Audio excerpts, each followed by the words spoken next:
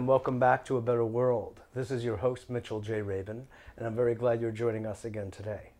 Today we're going to have another very interesting show because we're going to be speaking about one of the world's favorite subjects, and certainly mine, and that is sex. Sex, sexuality, the nature of sexual pleasure, how to get it, how to get more of it, and how to bring together two people, or more, but in this case we're going to be focusing really on two people focusing on maximizing their pleasure and maximizing their own masculine and feminine natures to realize that kind of outcome. We have with us today really an expert on the subject, and that is the author of this book, Women's Anatomy of Arousal, Secret Maps to Buried Pleasure, and that's Sheri Winston. Sheri has a really interesting background as a registered nurse. She's worked with gynecologists for many years. She's a licensed massage therapist and a nurse practitioner. She's been involved in helping bring babies into the world for 20 plus years, and for the past 10 years or so, she's been teaching about sex and sexuality.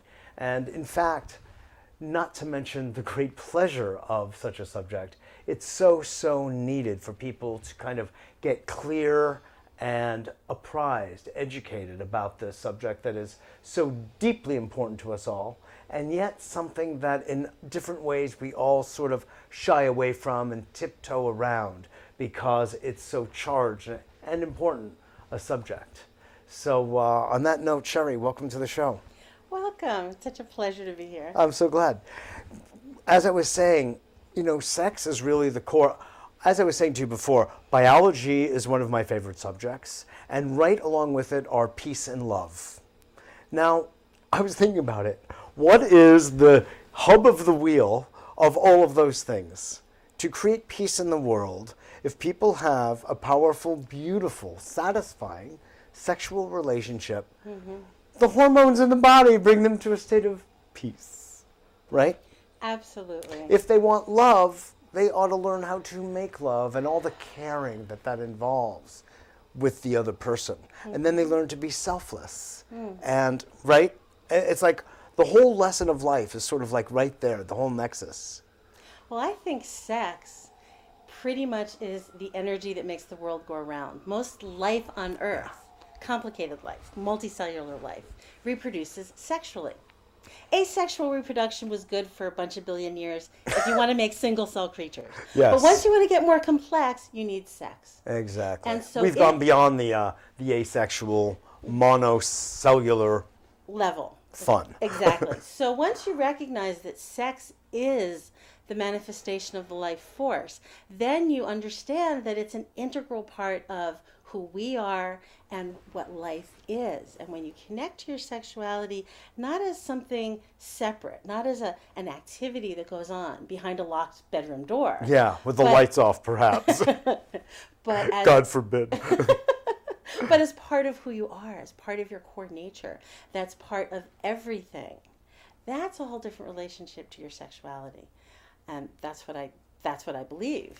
Well, I completely agree with you, and I have been contemplating this a lot for a long time. In fact, a book I'm writing, I did a whole long chapter on the subject. And in contemplating, Sheri, I said, the entirety of nature is actually designed around sex.